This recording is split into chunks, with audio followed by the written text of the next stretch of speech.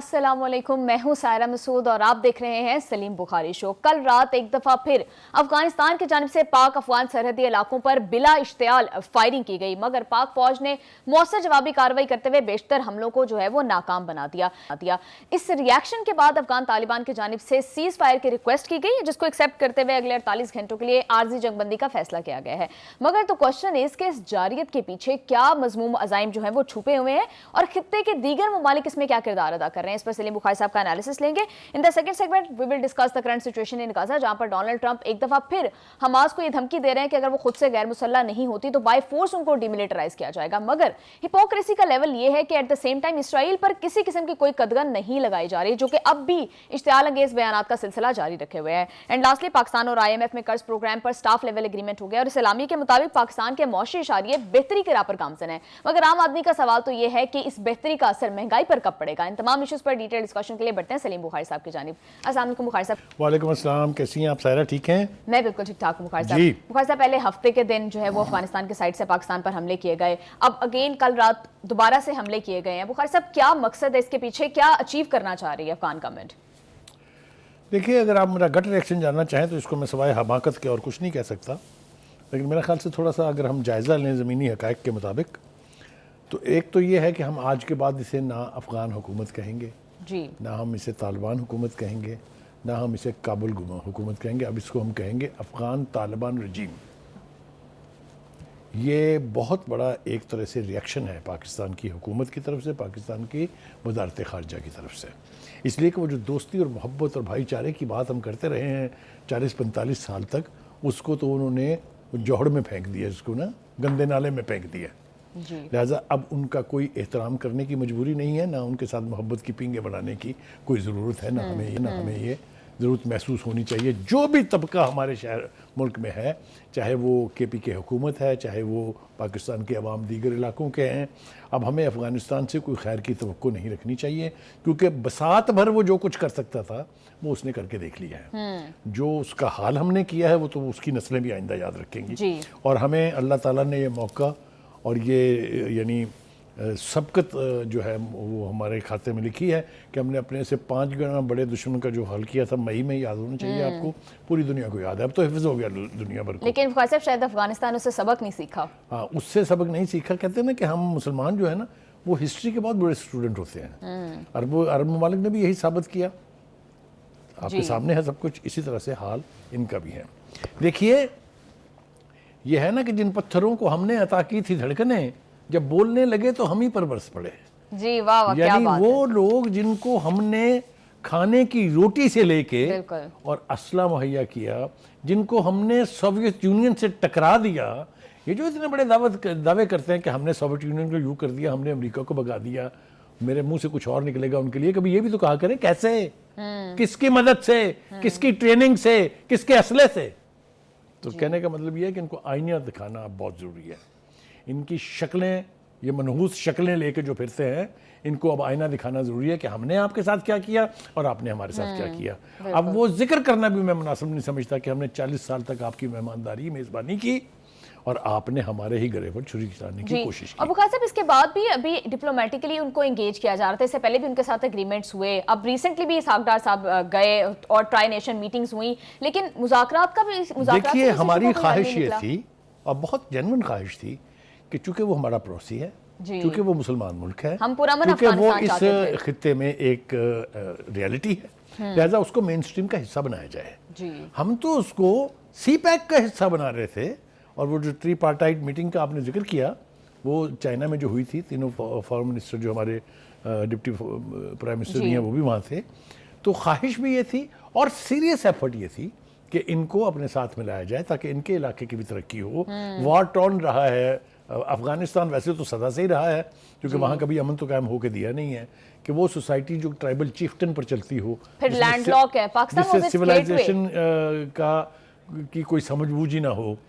تو اور دوسری بات یہ کہ بینگ لینڈ لاک، آپ نے بالکل ٹھیک ذکر کیا، وہ تو ہمارے لمحہ بلمحہ کے محتاج ہیں. جی اللہ تعالیٰ معاف کرے کوئی یہ بڑا لفظ نہ نکلے. بخاری صاحب، یہ جو سچویشن ہے کہ ہمارا ویسٹرن بارڈر ہاٹ ہوا ہے، اس کا آپ کو کیا لگتا ہے کہ بھارت کوئی فائدہ اٹھا سکتا ہے؟ کیونکہ ریسنٹلی ہم نے دیکھا کہ نریندر مودی کی اور بھارت کی جانب سے بار بار اس طرح کی باتیں کی جا رہی تھی، ایک نیا آپریشن لانچ کرنے کی باتیں کی جا رہی تھی، تو کہیں وہ اس موقع سے فائدہ تو نہیں اٹھائیں گے؟ دیکھیے، میں نا پروگرام بنانے سے پہلے اپنے 2 ساتھیوں کے ساتھ اسی بحث میں کافی گھنٹہ 1.5 گھنٹہ مجھے لگا، لیکن بالآخر میں نے ان کو باور کرا دیا. دیکھیے، ایڈوانٹیج وہ لیتا ہے جس نے ہمارے بازو آزمائے نہ ہوں. جی اس خطے میں ہمارا پہلے تو انڈیا کے علاوہ اور کوئی دشمن نہیں تھا نا. تمام ہمسایوں سے ہماری دوستی ہے، ہندوستان کی ہر ہمسائے سے لڑائی ہے، اور ہماری کبھی یہ خواہش نہیں رہی کہ ہمارا ویسٹرن بارڈر جو ہے وہ ہاٹ ہو.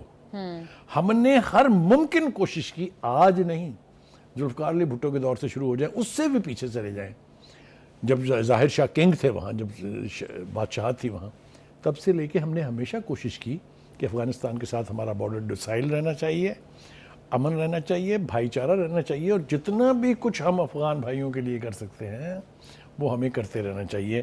لیکن جیسا میں نے کہا، ابھی جب میں آ رہا تھا پیچھے سے ایک نغمہ گونج رہا تھا، وہ کوئی صاحب کوئی پروگرام ایڈٹ کر رہے تھے، اس میں وہ نمک حرام کا ایک نغمہ چلا ہے نیا. وہ 2.5-3 منٹ کا نغمہ جو ہے وہ افغانستان اور پاکستان کے ریلیشن شپ کی پوری ڈپکشن ہے 3 منٹ میں، جی کہ ہم نے کیا کیا کیا اور انہوں نے ہمارے پیٹھ میں خنجر کہاں کہاں گھوپا. ایک بات یہ ہو گئی. اب آ جائیں جناب. بخاری صاحب، اس ساری صورتحال میں اب China was a stakeholder as well, کیونکہ سی پیک کو ایکسٹینڈ کرنے کی باتیں ہو رہی تھیں، تو اب چائنا کس طرح سے رسپونڈ کرے گا؟ کیا اس کی طرف سے کوئی آپ رد عمل دیکھ رہے ہیں؟ دیکھیے، پہلی بات تو یہ ہے کہ چائنا اور رشیا نے ریئیکٹ کیا ہے.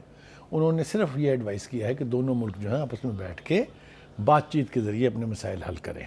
دیکھیے، چائنا کو یہ بڑی اچھی طرح سے پتہ ہے کہ گوادر کو سبوٹائج کرنے کی جو کوششیں ہوتی رہی ہیں، اس میں ہندوستان اور این ڈی ایس جو تھی یعنی افغانستان کی، اور سی آئی اے اور موساد، یہ بیٹھ کے سپن بولدک کے علاقے میں سازشیں کرتے رہے ہیں، فراری کیمپ بنائے رکھے ہیں، ٹریننگیں ہوتی رہی ہیں وہاں پر، اسلحہ دیا جاتا تھا تخریب کاروں کو، اور پھر دراندازی کرتے تھے وہ لوگ بلوچستان کے علاقے میں بھی اور ادھر کے پی کے علاقے میں بھی. اب یہ راستے ہمیں روکنے ہیں. اب اس کے علاوہ کوئی چارہ نہیں ہے کہ بندوق کی زبان میں بندوق کی زبان سے جواب دیا جائے. وہ ہم نے ایک کوشش کر کے باور کروا دیا ہے ان کو کہ ایڈیٹس نو مور. جی اچھا جی، اب اس کی تھوڑی سی تفصیل جو ہے وہ میرے خیال سے ہم شیئر کر لیں. اگر آپ نے جو سوال پوچھا تھا کہ اس خطے میں کون اس کا فائدہ اٹھا سکتا ہے، جی ظاہر ہے میں نے کہا کہ ایک ہی دشمن ہے ہمارا اس علاقے میں، اور اسی کی شے پر وہ جو امیر متقی صاحب جو وہاں انڈیا تشریف لے گئے گئے تھے جب پہلا تھے، حملہ ان کیا، کو پتہ نہیں کیا وہ بالی ووڈ لے گئے تھے، وہاں کی ہیروئن سے ملایا انہوں نے کہ کیا ہوا ہے، کہ یکدم وہ پاکستان کے ترانے گاتے گاتے وہاں ہندوستان کی زبان بولنے لگے. پھر ان کو کشمیر بھی ہندوستان کا حصہ نظر آنے لگا. تو ان کو سبق سکھانا اور پڑھانا بہت ضروری تھا. بخاری صاحب، اب جس طرح سے سیز فائر کی ریکویسٹ کر دی گئی ہے، ایٹ دا سیم ٹائم ہم نے دیکھا کہ جاریت بھی انہی کی جانب سے کی گئی، تو پھر اب سیز فائر کی ریکویسٹ کیوں کی، اور آپ کو لگتا ہے کہ 48 گھنٹے تک یہ سیز فائر سسٹین کرے گی؟ یہ آپ کا جو سوال ہے کہ کیوں کی، اس کا تھوڑا سا جواب جو ہے وہ میں دینا چاہتا ہوں. وہ یہ ہے کہ پاکستان مسلح افواج نے کارروائیوں کا دائرہ کار جو ہے وہ قندھار اور کابل تک بڑھا دیا ہے. جی کابل اور قندھار میں جو کارروائی ہم نے کی، اس میں جو فتنہ ہندوستان کا مرکز ہے کابل میں، اور جو افغان طالبان کی بٹالین ہیڈ کوارٹر نمبر 4 اور 8 ہیں، اور بارڈر بریگیڈ نمبر 5 ہیں، ان کو ہم نے نشانہ بنایا اور بتا دیا ہے کہ we can come as deep as Kabul and Kandahar if we decide to. کوئی نہیں روک پایا. ہماری ایئر فورس نے بھی اپنی مرضی سے ٹارگٹ چنے، اپنی مرضی سے کیے، اور اتنے کیلکولیٹڈ اور اتنا پرسیشن کے ساتھ اٹیک ہوئے ہیں. کوئی سویلین پاپولیشن ٹارگٹ نہیں ہوئی، کہیں سے شہری آبادیوں پر، ہسپتالوں کے اوپر نہیں حملے ہوئے جس طرح یہ نیتن یاہو جیسا ذلیل جو ہے وہ غزہ میں کرتا رہا ہے، یا ہندوستان نے کوشش کی تھی اگر آپ کو یاد ہو. تو کہنے کا مطلب یہ ہے کہ ہمارے ٹارگٹس بہت کلیئرٹی کے ساتھ، بہت پرسیشن کے ساتھ جو ہیں وہ ٹارگٹ ہوئے. اس کے بعد جناب انہوں نے پھر کوشش کی کہ اس دائرہ کار کو اور بڑھایا جائے، لہٰذا انہوں نے چمن اور کرم سیکٹر میں بھی لڑائی جو ہے طالبان نے شروع کی. ٹھیک ہے جی. اس کے بعد ہم نے یہ کیا کہ جو فتنۃ الخوارج اور طالبان کے جو حملے تھے ان کو ناکام کیا، اور 50 حملہ آور جو ہیں جن میں میجورٹی افغان طالبان کی تھی، ان کو ہم نے جہنم واصل کیا. اسپین بودل کے علاقے میں 4 مقامات پر حملے کیے گئے، جن کو بھی یعنی ریپلس بھی کیا گیا، اور وہاں 15 سے 20 افغان طالبان जहन्नुम हासिल किए गए। जी बुखारी साहब, आखिरी में थोड़ा और मैं आपको मैं लड़ाई का जंग का पूरा खित्ता बयान कर दूं। कुरम सेक्टर में फितनतुल खवारिज और अफगान तालिबान ने हमला किया, जिसके जवाब में तालिबान की 8 पोस्टें, जी मजीद जो हैं 6 टैंक बम हमला और 25 से 30 तालिबान को वहाँ हमने जहन्नुम हासिल किया। तो जहाँ जहाँ उन्होंने जंग छेड़ी है इस बॉर्डर के ऊपर, वहाँ वहाँ हमने दंदा चिकन जवाब उनको है जो फौरन दिया। जी बिल्कुल बुखारी साहब, हमारी जवाबी कार्रवाई की वजह से शायद वो सीज फायर की उन्होंने रिक्वेस्ट की, लेकिन एट द सेम टाइम हम देख रहे हैं कि अगर दोबारा से, जैसे ISPR ने ये कहा है कि मजीद हमलों की तैयारी जो है वो अफगान तालिबान और ये TTP मिलकर कर रहे हैं, तो बुखारी साहब अगर दोबारा से इश्तियाल अंगेजी की जाती है, दोबारा हमले किए जाते हैं, तो पाकिस्तान का रिएक्शन क्या होगा? क्या सीज फायर को रीथिंक किया जाएगा? पहली बात तो यह है कि मुझे तवक्को ही नहीं है कि वो जिस तरह का जवाब उनको मिला है उसके बाद वो जुर्रत करेंगे, और जिस तरह भीख मांगने के तौर पे उन्होंने जंगबंदी की दरखास्तें की हैं और पोस्टों पे सफ़ेद झंडे खड़े करके और भाग गए वहाँ से, मुझे नहीं लगता कि वो दोबारा ये लेकिन बुखारी साहब हमने हफ्ते को भी तो जवाब तो पूरा दिया था, लेकिन अगेन फिर से ये किया गया। मेरे ख्याल से ये दूसरी हरकत उन्होंने की है भारत के उकसाने पर। ये मैं बड़ी जिम्मेदारी से आपको ये बयान दे रहा हूँ, क्योंकि हिंदुस्तान को ये पता है कि मैं बराह रास्त जंग नहीं लड़ सकता पाकिस्तान के साथ, क्योंकि मैंने हाल ही में उसका नतीजा देख लिया है। लिहाजा अब वो अपनी प्रॉक्सीज के ज़रिए और अफ़गानिस्तान की इस रजीम के ज़रिए पाकिस्तान को ब्लीड कराने की कोशिशें करेगा। अफ़गानों को चाहिए था होश के नाखून लेते। ये बहुत खूबसूरत जुमला लिखा हमारे प्रोड्यूसर ने, होश हुए बेगाने तो अकल आई ठिकाने। जब आप हिंदुस्तान की बात मानेंगे तो फिर आपकी अकल को ठिकाने लगाना जो है वो बहुत ज़रूरी है। जो बातों से न समझे 100 चित्तर खाने के बाद सीज़ फायर के लिए तरले किए जा रहे हैं। ये अब लफाजी जो है, मैं तो दाद देना चाहता हूँ उनकी, जिन्होंने लिखा ये, पाकिस्तान ने सीज़ फायर मुज़ाकरा की दरख्वास्त कबूल कर ली, लेकिन सिर्फ 48 घंटे के लिए। जी मतलब ये है कि only 48 hours. If you don't go back and if you continue your initiative of fighting with us, then get ready. जी ठीक है जी। बुखारी साहब, आपको क्या लग रहा है कि अभी बगराम एयरबेस की हमने काफ़ी सारी बातें जो है वो सुनी थी, और फिर उससे पहले ये भी बात हुई कि पाकिस्तान और USA मिलकर जो दहशतगर्दी के खिलाफ मुश्तरका कार्रवाई करेंगे, ये डॉट्स कुछ कनेक्ट होते देख रहे हैं आप? देखिए, डॉट्स कनेक्ट होने के हवाले से बहुत सारी बातें की जा रही हैं। एक तो ये कहा जा रहा है कि पाकिस्तान से दरख्वास्त की है ट्रंप ने, ये जो दूध उतरा हुआ है ना हमारे लिए, जो मोहब्बत की पिंगें बढ़ रही हैं कि बागराम एयरपोर्ट अफगानिस्तान से वापस लेने में हमारी मदद करें। ये मैं नहीं कह रहा हूँ कि ये ग्राउंड रियलिटी यही है, मैं ये कह रहा हूँ कि ये प्रोपेगेंडा सोशल मीडिया के ऊपर गर्दिश कर रहा है। जी मेरा ख्याल ये है कि जो सबक हमने सीखे हुए हैं, अफगान वार से कह लीजिए, अमेरिका की बिट्रेयल से कह लीजिए, हम इतना इजीली वल्नरेबल नहीं होने जा रहे हैं कि जो अमेरिका हमें कहे हमने हारों को मानना है। क्योंकि अमेरिका की तो ख्वाहिश ये होगी कि हम चाइना से दूर हो जाएं, अमेरिका की तो ये ख्वाहिश हो जाएगी कि सी पैक को हम स्टैंड स्टिल कर दें, लेकिन ये हम सारी ख्वाहिशात पूरी नहीं कर सकते। आप अभी जान नहीं सकते कि बहुत सारी बातें। बिल्कुल बिल्कुल। Field marshal general Asim Munir ने मुलाकात की है जी प्रेसिडेंट आसिफ जरदारी से, जो पाकिस्तान की मुसल्लह अफवाज के सुप्रीम कमांडर हैं। ठीक है जी, उनको अपडेट किया है कि अब तक की लड़ाई की सूरत हाल क्या है। प्रेसिडेंट जरदारी का जो बयान इस हवाले से आया है उसको अगर आप देखें तो उन्होंने मुबारकबाद भी दी है लीडरशिप को, और जो हिकमत अमली इस्तेमाल की गई है उसकी भी बहुत दाद दी है जी। अब एक और महाज खोला है जी अफगान रिजीम ने, रिजीम कहना है आपने, हुकूमत नहीं कहना जी। वो है सोशल मीडिया पर। बिल्कुल, सोशल मीडिया पर हिंदुस्तान के ताबून से ऐसी ऐसी जाली खबरें लगाई जा रही हैं, पुरानी वीडियोस जोड़ जोड़ के एडिट कर करके, जैसे अफगानिस्तान ने पता नहीं क्या क़यामत बर्पा कर दी है पाकिस्तान में।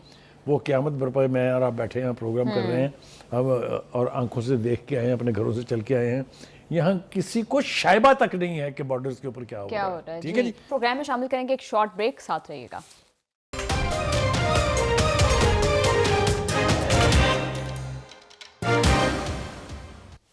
Welcome back to the show. ये जो 48 घंटों के लिए सीज फायर किया गया है, इसमें ये कहा गया है कि मुज़ाकरात के जरिए जो है मामला सेटल डाउन करने की कोशिश की जाएगी।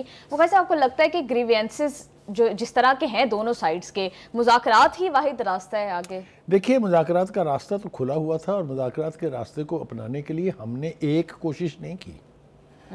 हमारे डिप्टी प्राइम मिनिस्टर काबुल गए, अगर आपको याद हो, हमारे दीगर रहनुमा जो हैं, सादिक साहब जो नुमाइंदे हैं अफ़गानिस्तान के लिए, वो वहाँ गए, डेलीगेशन लेके गए।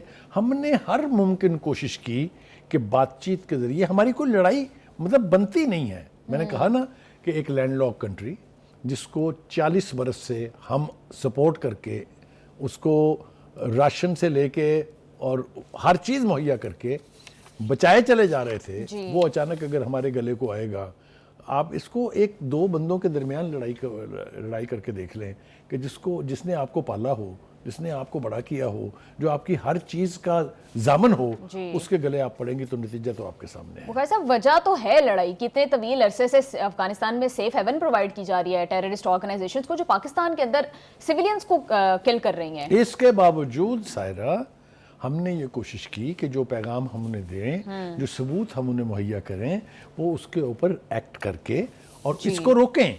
ہم نے تو 4 پیشکشیں کی تھی جو میرے خیال سے اس کا تذکرہ بڑی جلدی میں بہت ضروری ہے۔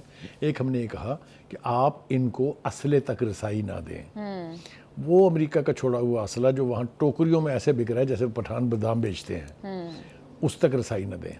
دوسرا ہم نے کہا تھا کہ ان کی جو فنڈنگ ہو رہی ہے، چاہے وہ انڈیا کر رہا ہے چاہے کہیں سے بھی ہو رہی ہے، اس کو آپ ان تک نہ پہنچنے دیں۔ تیسرا ہم نے ان سے کہا تھا کہ ان کو آپ پاکستان اور افغانستان کے بارڈر سے دور کسی علاقے میں بسا دیں، اگر آپ ان کو نکال نہیں سکتے ہیں یا وہ ہتھیار پھینک کے پاکستان کے آئین سے وفاداری کا اعلان کر کے پاکستان واپس نہیں آنا چاہتے ہیں تو اسے کم از کم پاک افغان بارڈر سے دور لے جائیے۔ آپ نے وہ بھی نہیں مانی۔ تیسرا ہم نے یہ کہا تھا، چوتھا ہم نے یہ کہا تھا کہ دیکھیے ہم آپ کے ساتھ ہاسٹائل نہیں ہونا چاہتے، ہم آپ کے ساتھ جنگ کرنا نہیں چاہتے۔ ہم نے تو باڑ بھی اس لیے لگائی تھی کہ جو در اندازی کر رہے ہیں لوگ، اور اگر وہ آپ کی مرضی کے خلاف کر رہے ہیں تو ہم انہیں روک سکیں۔ لیکن آپ نے تو یہ ثابت کر دیا کہ نہیں، آپ ہی تو ان کے سہولت کار ہیں، آپ ہی نے تو بارڈر کے ساتھ ساتھ ان کے ٹھکانے بنائے ہوئے ہیں، ایک کے بعد دوسرا کیمپ، دوسرے کے بعد تیسرا کیمپ، اجاڑ کے ہم تنگ آ گئے ہیں۔ وہ یعنی دیکھیں، میں نے کہا نا پہلے کہ پرسائز ٹارگٹ کر کے ہم نے صرف ان پاکستانی طالبان اور ٹی ٹی پی اور داعش کے ٹھکانوں کو نشانہ بنایا ہے جو ہمارے اس بارڈر کو ہاٹ رکھے ہوئے ہیں۔ ہماری کوشش اب بھی یہی ہے کہ اس 48 گھنٹے میں اگر آپ نے ہوش کے ناخن نہ لیے تو پھر ہم آپ کو وہ الٹیمیٹ سبق پڑھائیں گے جو ہم نے ہندوستان کو پڑھایا تھا۔ بخاری صاحب، اتنے عرصے سے مذاکرات کے لیے کوششیں جاری ہیں، 48 گھنٹوں میں تو پتہ نہیں کوئی چینج ہوگا یا نہیں۔ بخاری صاحب، یہ جو کلیشز ہیں، آپ کو کیا لگتا ہے کہ از اٹ اے پاسبلٹی کہ یہ فل فلیج وار میں جو ہے وہ کنورٹ ہو جائیں؟ دیکھیے، یہ میں نے آپ کا سوال جو میں اینٹیسپیٹ کر رہا تھا، اس لیے میں نے اس کا جواب تیار کر کے رکھا ہوا ہے۔ دیکھیے، پہلی بات تو یہ ہے کہ بھارتی گھمنڈ اور اشتعال انگیز بیانات سے جنوبی ایشیا میں امن کو سنگین خطرات لاحق ہیں۔ وہ جو پیچھے بیٹھ کے گھیل کھیل رہا ہے نا، جو افغانستان کو یوز کر رہا ہے۔ لیکن بخاری صاحب، افغانستان کو اس بات کا ادراک کیوں نہیں؟ اگر انٹرنیشنلی ہر کوئی اس بات کو ایڈمٹ کر رہا ہے اور سب کو پتہ ہے یہ بات۔ دیکھیے، بات یہ ہے کہ افغانستان کیوں ایسا کر رہا ہے، کیا اس میں وزڈم ہے؟ مجھے یوں لگتا ہے، I can be a positive person, میں بیسیکلی پازیٹیو آدمی ہوں، آپٹیمسٹک ہوں، پیسمسٹ نہیں ہوں، کہ اس 48 گھنٹے میں انہیں ہوش آ جائے اور وہ پاکستان سے کہیں کہ غلطی ہو گئی ہم سے، آئندہ ہم نہیں کریں گے، ہم کسی کے بہکاوے میں آ گئے تھے، لہٰذا آپ واپس وہی تعلقات جو ہیں وہ بحال کریں۔ اگر ایسا نہیں ہوتا ہے تو پھر وہ الٹیمیٹلی سبق سیکھ کے رہیں گے، ایک بات۔ دوسری بات یہ ہے کہ اصل میں ہندوستان یہ کیوں کر رہا ہے؟ اس کو نا کسی بھی صوبے میں، کسی بھی ریاست میں الیکشن کے وقت پاکستان بیشنگ کا سلوگن جو ہے وہ یعنی بھڑکانا ہوتا ہے۔ اس وقت وہ سارے بیانات جو آ رہے ہیں، چاہے وہ ان کا ڈیفنس منسٹر ہے، چاہے وہ ان کا آرمی چیف ہے، وہ صرف پاکستان بیشنگ کی اس ہمیشہ کی اسکیم کا حصہ ہے جو ہندوستان ہمیشہ کرتا ہے۔ اس سے اس کو کوئی فائدہ پہنچنے جا رہا ہے کہ نہیں، یہ تو میں نہیں کہہ سکتا، لیکن ایک بات طے ہے کہ بھارت کے اس گمراہ کن کہانیوں کی اور اس گمراہ کن پروپیگنڈے کو پاکستان نے افیکٹولی بے نقاب کیا ہے، اور اب دنیا بھر میں ہندوستان کی بات سننے کے لیے کوئی تیار نہیں ہے۔ جی بخاری صاحب، ابھی اگلے 48 گھنٹوں میں ظاہر سی بات ہے مذاکرات ہونے، آپ کو کیا لگتا ہے کہ کیا ڈپلومیٹک آپشنز ہیں جو معاملات کو ذرا سینیٹی کی طرف لے کے جا سکیں؟ خطے کے دیگر ممالک کیا کوئی ثالثی کا کردار ادا کر سکتے ہیں، اور وہ کون سے ہو سکتے ہیں؟ اب تک چین اور روس دونوں نے یہ کہا ہے کہ ہم باہمی گفت و شنید کے حوالے سے اس معاملے کو حل کر لیں، لیکن ایران نے ثالثی کی پیشکش کی ہے باقاعدہ کہ اگر دونوں فریق چاہیں تو ہم ثالث کا کردار ادا کر سکتے ہیں۔ میرا خیال یہ ہے کہ جو ہماری اور افغان طالبان کی تعلقات کی تاریخ ہے، اس میں کسی ثالث کی ضرورت ہونی نہیں چاہیے، اس لیے کہ احسان کرنے والا اور احسان مند، ان کے بیچ تو کسی تیسرے کی ضرورت ہوتی نہیں ہے۔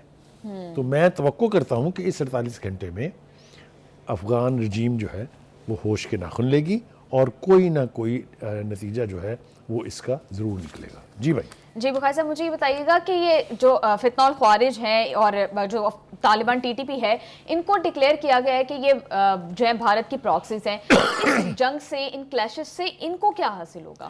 دیکھیے ان کو کچھ حاصل نہیں ہوگا. ان کو ہندوستان دو کام کرتا ہے.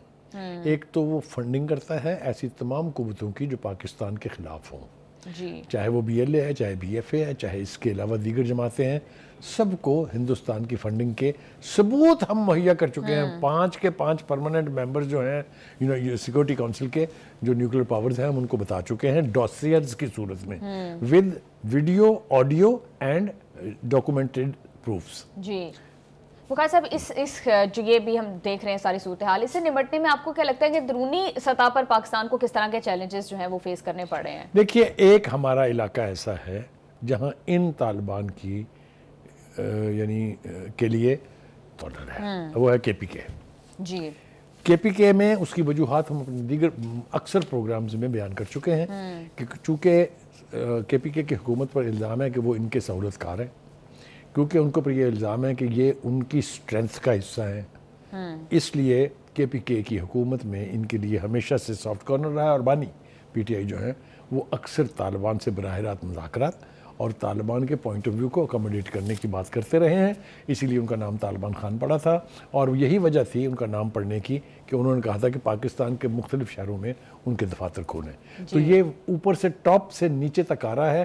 کل کی سپیچ اگر آپ سن لیں, وہ جس نے جو اسمبلی میں الیکشن لڑا تھا, وہ جو نئے جو وہ جو سہیل افریدی جو آئے ہیں, میرا خیال ہے انہوں نے اپنی جسامت سے بھی بڑی تقریر کر دی ہے. ایک ایک لفظ کا ان کو حساب تو دینا پڑنا ہے, لیکن انہوں نے کوئی اگر ڈاؤٹ تھا پہلے تو وہ ڈاؤٹ بھی نہیں رہنے دیا کہ ان کا دل دھڑکتا ہے افغان طالبان کے ساتھ, ان کا دل دھڑکتا ہے ٹی ٹی پی کے ساتھ, وہ سپورٹر ہیں داعش کے. جی, یہ میں اپنے پاس سے کچھ نہیں کہہ رہا ہوں, ان کی تقریر کو آپ دوبارہ چلا کے دیکھ لیجئے. وہ کہتے ہیں نہ ہم یہاں آپریشن ہونے دیں گے, براہ راست افغانستان سے بات چیت کریں گے.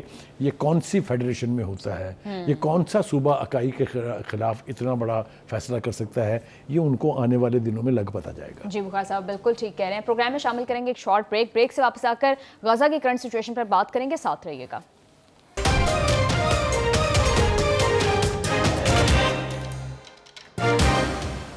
ویلکم بیک ٹو دا شو. امریکی صدر ڈونلڈ ٹرمپ نے حماس کو غیر مسلح ہونے کی دھمکی دی. جی بخاری صاحب, ڈونلڈ ٹرمپ تو یہ کہہ رہے ہیں کہ حماس نے اس بات سے اگری کیا کہ وہ غیر مسلح ہو جائے گی. بخاری صاحب اگر حماس غیر مسلح ہو جاتی ہے تو فلسطین کا مستقبل کیا ہوگا؟ فلسطینی ریاست کے حق میں بات کون کرے گا؟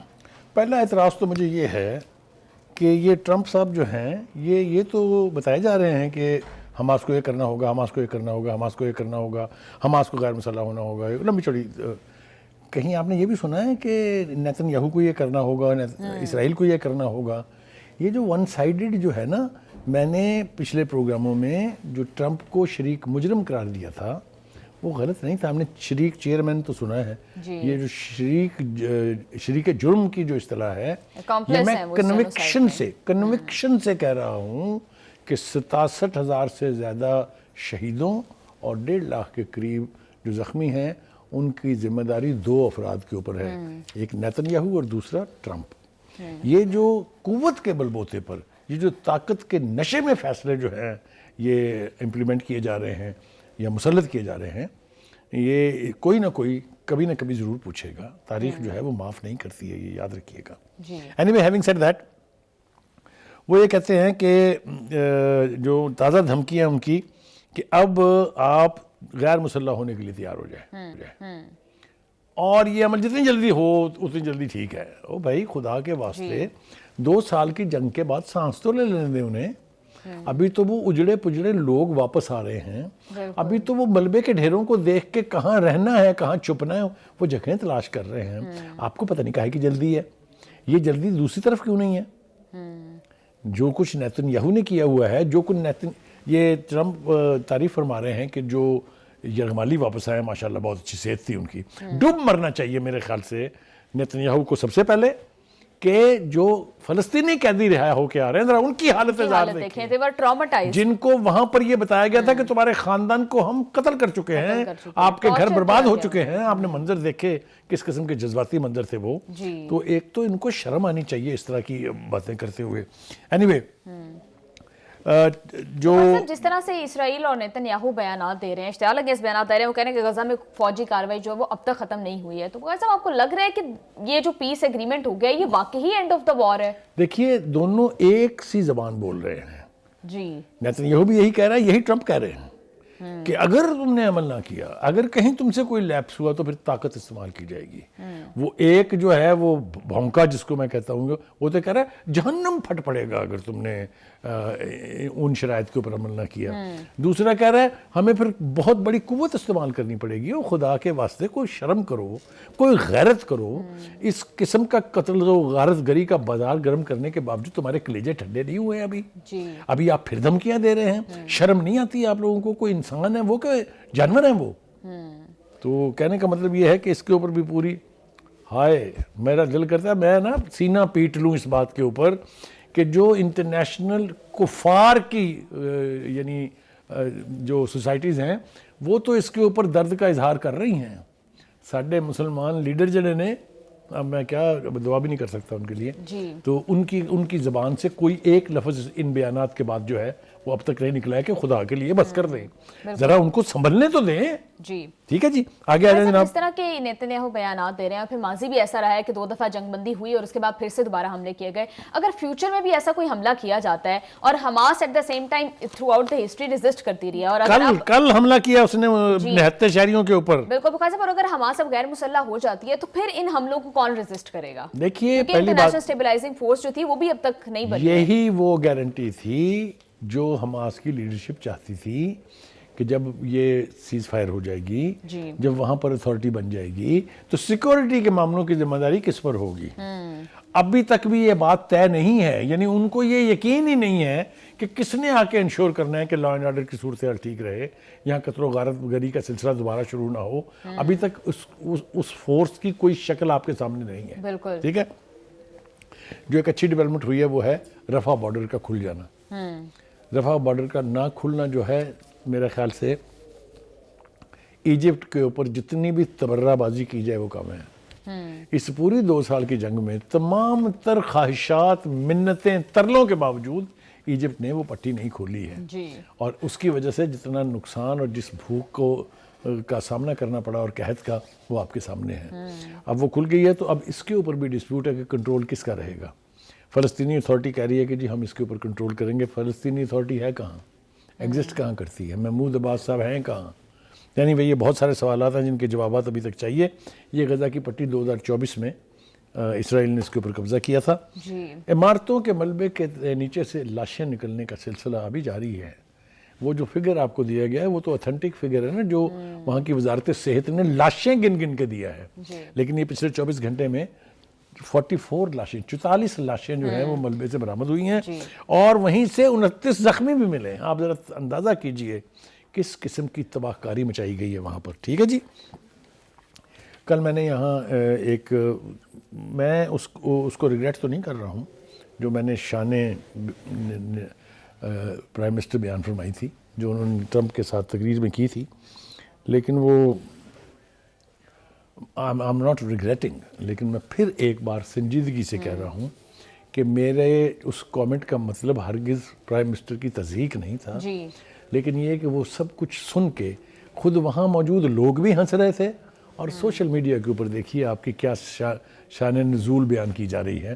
تو اس قسم کی چیزوں سے اجتناب کرنا چاہیے، کوئی خرابی نہیں ہے. صاحب ایز وی نو کہ ڈونلڈ ٹرمپ اور نیتن یاہو کو دونوں کو ٹرسٹ نہیں کیا جا سکتا. اگر اس امن معاہدے کے باوجود، جنگ بندی کے باوجود دوبارہ سے کوئی حملہ کیا جاتا ہے تو کون گارنٹی دے گا، کون جو ہے وہ اس پر ایکشن کون لے گا؟ کیا مسلم ممالک جو ہیں وہ ڈونلڈ ٹرمپ کی ناراضگی مول لیں گے اور آنسریبل ٹھہرائیں گے ان لوگوں کو؟ نہیں، بالکل بھی ایسا نہیں ہوگا. نہ پہلے کبھی ہوا ہے ایسا، نہ اب ہوگا ایسا. جو خدشہ میں پہلے بیان کر چکا ہوں میں اس کو ری آئٹریٹ کر رہا ہوں کہ اگر آپ نے فلسطینیوں کے ساتھ، حماس کے ساتھ یہی رویہ جاری رکھا کہ آپ ان کی نسل کشی بھی کریں، آپ ان کو ایلیمینیٹ اور غیر مسلح کرنے کی باتیں بھی کریں، تو آپ اس جنگ کو غزہ سے پوری دنیا میں پھیلانے کے ذمہ دار ہوں گے. کل بھی یہ بات کہی گئی تھی بہت ذمہ دار حلقوں سے کہ فلسطینی صرف غزہ میں نہیں بستے ہیں جی. فلسطینی دنیا کے ہر خطے میں موجود ہیں. اور فلسطینیوں نے پہلے یہ ثابت کیا تھا. جو پین امریکن ایئر لائنر جو اغوا ہوا تھا وہ فلسطین کے ایئرپورٹ سے تھوڑی ہوا تھا. تو کہنے کا مطلب یہ ہے کہ یہ ان کو ادراک ہونا چاہیے کہ اگر آپ اس حد تک ناطقہ بند کر دیں گے فلسطینی قوم کا تو وہ پھر جنگ جو ہے وہ آپ کے سرحدوں سے باہر جا کے ایک عجیب و غریب قسم کی کیفیت میں تبدیل ہوگی جو میرے خیال سے جس طرح سے اس پیس ایگریمنٹ کو سیلیبریٹ کیا جا رہا ہے at the same time Hamas کے ڈی ملٹرائز ہونے کی باتیں بھی ہو رہی ہیں, غزہ کے لوگ بھی خوش ہیں, تو پھر کیا مسلم کنٹریز بھی جو ہیں انہوں نے بھی اس پر ایگری کر لیا, تو صاحب کیا لگتا ہے کہ اب جو ایک آزاد فلسطینی ریاست کا خواب تھا وہ خواب ہی رہ جائے گا, اس کے لیے کوئی فریڈم فائٹ نہیں کی جائے گی اب؟ دیکھیے پہلی بات تو یہ ہے کہ ان تمام ثالثوں نے, ان تمام مذاکرات کے سہولت کاروں نے کہیں دو ریاستی حل کی بات نہیں کی جو کہ پچھلے 2 سال میں تخلیق ہوا تھا. یہ 2 ریاستی حل جو ہے ادروائز تو فلسطین ایک ریاست تھی. چلیے 2 ریاستی حل بھی آپ نے بنا لیا, وہ بھی اس کا بھی تذکرہ کہیں نہیں ہے. یونائٹڈ نیشن کی جتنی قراردادیں آپ لے لیں, 2 درجن سے زیادہ قراردادوں کا تو میں آپ کو تاریخوں کے ساتھ حوالے دے سکتا ہوں جس میں 2 ریاستی حل کو تسلیم کیا گیا ہے, اس کی امپلیمنٹیشن کے لیے وعدے وعید کیے گئے ہیں. لیکن آپ نے دیکھا اس مذاکرات میں اور اب تک مجھے وہ 2 ریاستی حل کہیں نہیں دکھائی دیتا, مجھے فلسطینی ریاست بنتی ہوئی کہیں دکھائی نہیں دیتی. میرا خیال یہ ہے بخاری صاحب, جب آپ کہہ رہے ہیں کہ آپ کو فلسطینی ریاست کہیں بنتی دکھائی نہیں دے رہی, تو کیا لگتا ہے کہ پھر حماس نے جو اتنے 68,000 لوگوں کی جانیں گئیں, کیا یہ مطلب پھر کس پوائنٹ کے لیے تھا, کیا پرپس تھا, کیا مقصد, کیا حاصل کیا کیا حماس نے اس سے؟ دیکھیے حماس نے تو جدوجہد آزادی کو پروان چڑھانے کی کوشش کی جو دنیا کے جس خطے میں آزادی کی جنگ لڑی گئی ہے ماضی میں اور کامیاب ہوئی ہیں وہ جنگیں, اس میں ایک طویل عرصے تک وہ جنگ لڑنی پڑتی ہے. یہ کوئی انوکھا واقعہ نہیں تھا. غزہ جو جنگ لڑ رہی ہے یہ کسی بھی قوم کی نمائندہ تھی, فلسطین ہے, اور فلسطین کے لیے ان کی سرزمین, کسی کی زمین پر قبضہ کرنے تھوڑی جا رہے تھے. وہ تو کہہ رہے تھے جو ہماری سرزمین ہے, ارے پوری نہیں دیتے تو حصہ دے دیں اس میں سے. لیکن پھر میں وہی کہوں گا کہ مسلمان ممالک کی خاموشی, بے حسی نے غزہ کو بالکل چوراہے میں اکیلا چھوڑ دیا ہے. آج بھی میں ذمہ داری سے یہ کہہ رہا ہوں کہ لگے گی آگ تو آئیں گے گھر کئی زد میں, یہاں پہ صرف ہمارا مکان تھوڑی ہے. جی. غزہ کی جنگ جب باہر نکلے گی تو مسلمان سلطنتوں میں بھی جائے گی. جی بخاری صاحب بالکل ٹھیک کہہ رہے ہیں. پروگرام میں شامل کریں گے ایک شارٹ بریک, ساتھ رہیے گا.